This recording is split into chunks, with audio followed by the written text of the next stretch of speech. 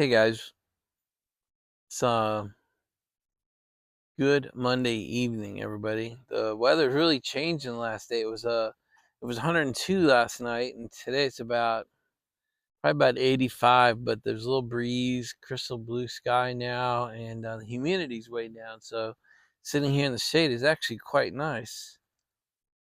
Hey, one of the things somebody asked me was, "What's a good first cigar if you're a long-term pipe smoker but you want to try a cigar?" So what I'm gonna suggest is something like this: Charter Oak. I recommend the Charter Oak Connecticut Shade.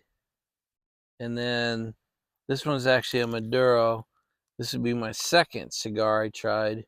But Charter Oak Connecticut Shade. It's a great light stick, great, easy on the retrohale, good taste, not bold, not in your face. So that would be that would be my recommendation for a first cigar. It's not what we're gonna smoke tonight though. I pulled another one. This might be a good first cigar. I'm not going to recommend it as a first cigar, but you get out of the wrapper. So what we have is our Perdomo, God, 30-year anniversary. So I'm a huge fan of the 10-year. I've only smoked one of these 30s, so this would be my second 30. But another one, the Perdomo 10-year anniversary is a great stick and not all that expensive. So there's two recommendations, or three. My two Connecticut Shades, and then or Charter Oaks, and then a Perdomo 10th or 30th anniversary. So like before, I'm going to go ahead and punch cut it using my cigar tool. This side just spins up into a nice, pretty good sized punch. And fits well. Probably be a little bit large for this cigar, but I'd rather have a large punch than the small punch, so I'm willing to risk it. There, got a nice punch out of it. Slightly off center because I don't have motor skills. All right, and just for Jim, we'll toast it up a little bit.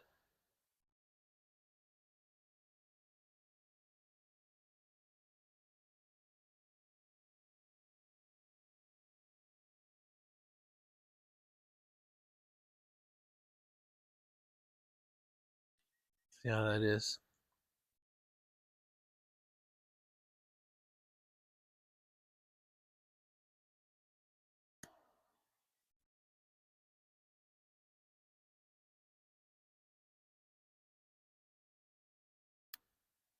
Great cigar.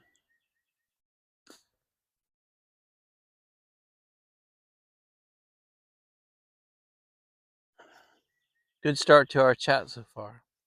So I got back in the paddock today. Sasha and I spent 3 or 4 hours in there.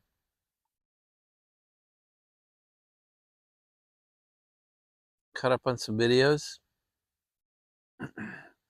A combination of Greg's "Why do bad things happen to good people?" and then Corvette Jim or Jim's response to that, and then Potter Piper's response to that. That 3 video series combination was pretty powerful.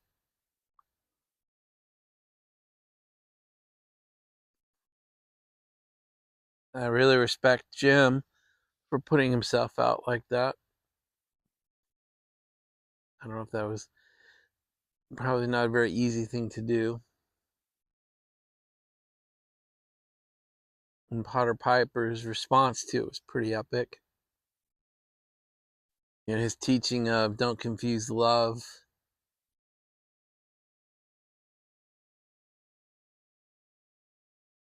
with just, that was pretty good.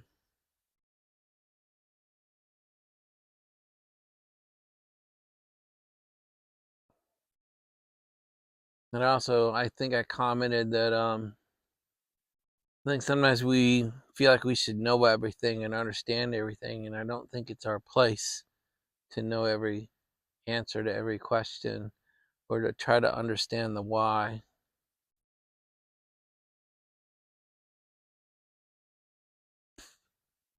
I think we ask unanswerable questions sometimes.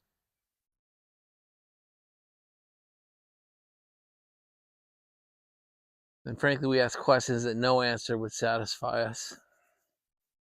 Why did we lose a loved one? Or why did someone get taken so young? Or why haven't you helped me in this area or that area? I think sometimes the answer may not be acceptable to us, and we find ourselves in a worse position knowing the answer than just asking the question. I think questions like, why'd you take my wife so young? Or why'd you take my child? I can't imagine the pain associated with those things. I can't imagine the pain associated with the question. And I can't imagine the pain of not knowing the answer.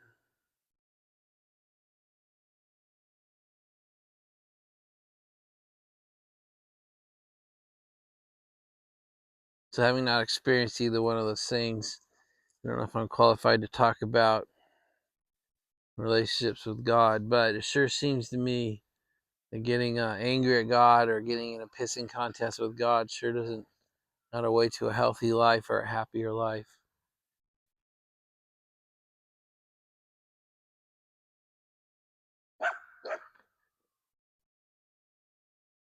And I was angry with him for a long time and stepped away from a relationship for decades, and don't think that made my life any better.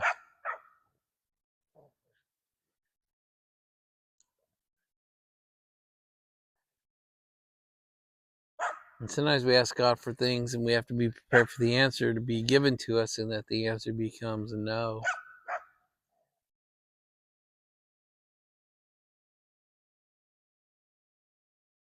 I still struggle with that myself, but I do realize it's part of life. So I've told you my daughter's home. Lauren's home for the summer.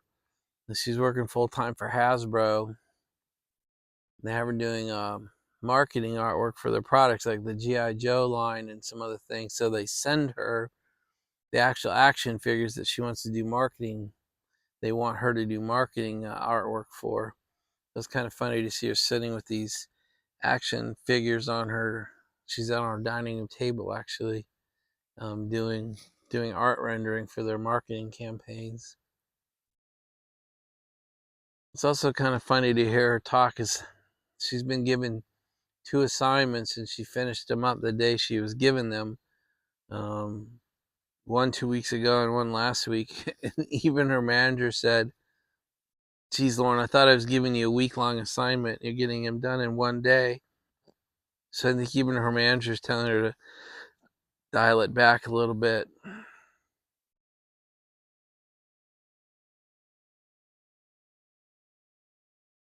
She got a 3rd assignment late today, so we'll see how she chooses to deal with it. So we have a pretty crazy week here in the house.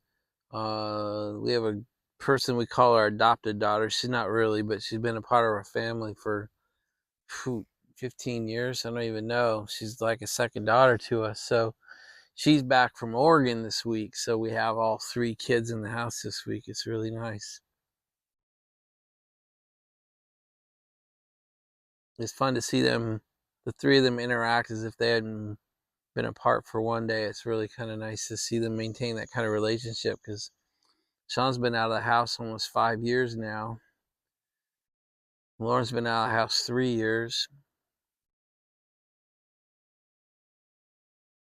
Between school and her master's program, Natalie's been out of the house for 5 years as well. She's in Oregon for the last year and got 1 more year to go in her master's. Lauren has 1 more year to go in her program. So in 10 or 11 months, all the kids will be out of school. That'll be crazy. Should be a little easier on the bills too. We just paid for Lauren's fall tuition. 1 more to go, spring next year, and then we're done paying for her college. So both my kids will be out of school. No more tuition bills. So this 30th anniversary holds its ass. You can't complain about the wrap. That's from the original light. That's pretty good. Nice light cigar.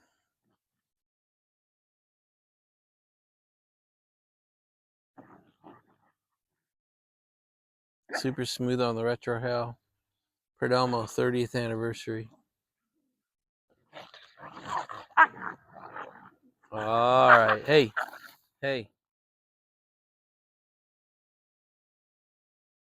Guys, I think we're in it there. Keep it short tonight. I have a couple minutes of dog videos I'm going to stick on the end of this to show you how the dogs are doing. The answer is great, by the way, but I want to show them to you. So, you guys, hope you had a great Monday. Hope you got a great week in front of you.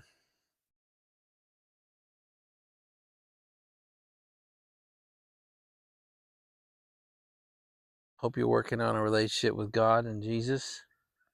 I know I am. Got a long ways to go. Probably will all my entire life. Spending a week with Potter Piper helped me.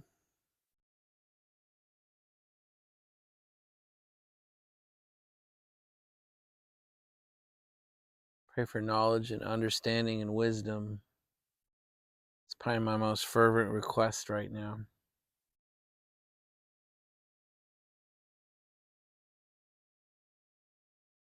All right, guys, that's it.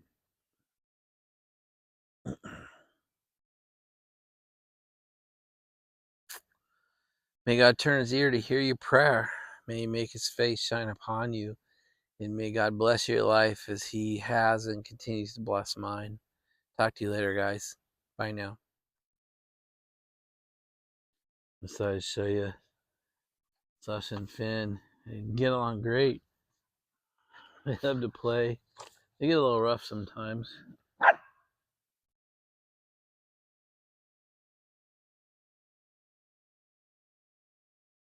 There goes Echo. Echo's incredibly fast when she plays with Sasha.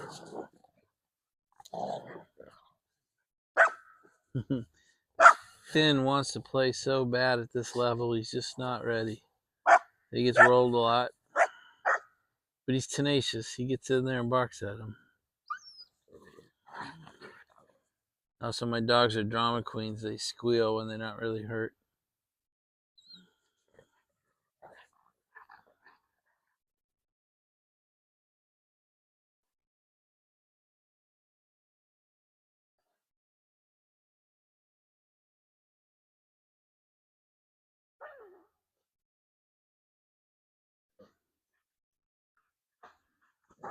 Here's Chance wandering off in disgust.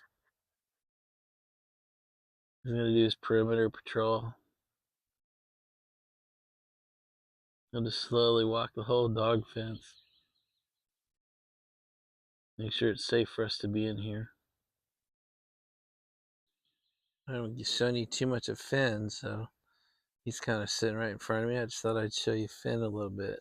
Oh, here comes Sasha, we call her the terrorist.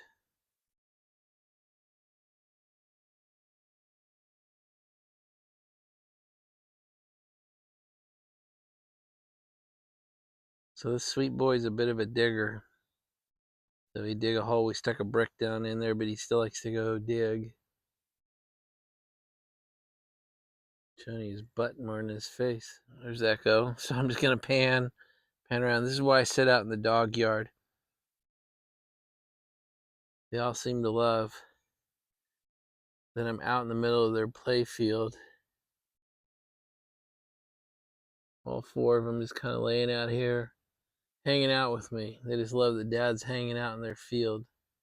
So that's why I choose to sit out here now. Makes them happy. I don't know if all you guys follow the Pipe Cottage, but Dr. Alan Haraldson put out his video today about his top 5 recommended bulk blends. It's pretty funny. That's how he started my cellar, because he put out his like top 5 desert island blends. Then he went through his top 5 aromatics, and just kind of went through the different blends. And so that's kind of how I started my cellar, by following him. So I'm looking at those 5 bulk blends. Might have to add 5 more to the cellar. Why not?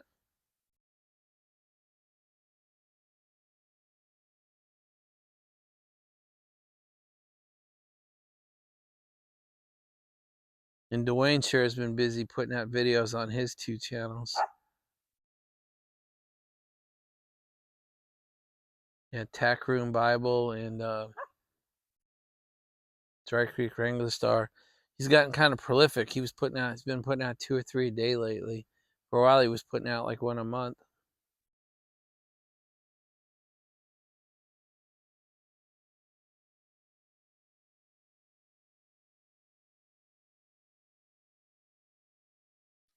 So hopefully Uncle Willie starting to feel better. I understand he got released from the hospital, is back at home, which is a good thing because I honestly think the worst place you can be when you're not well is a hospital. I think hospitals are good at critical, acute care, and then get the hell out of there. They're pretty unhealthy places. So I'm glad he's out of the hospital, and I hope he's home. And I talked to him by text, but hopefully he can come on and do some videos too. So, Uncle Willie, if you're watching this, I hope you're feeling better, buddy.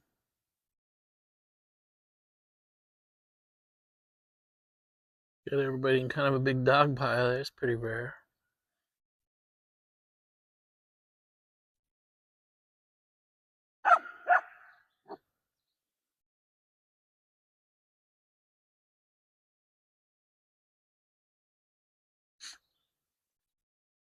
It's turned into quite a dog family. They all get along. They all put up with each other. They even like each other sometimes. It's just rare to see them all kind of playing together.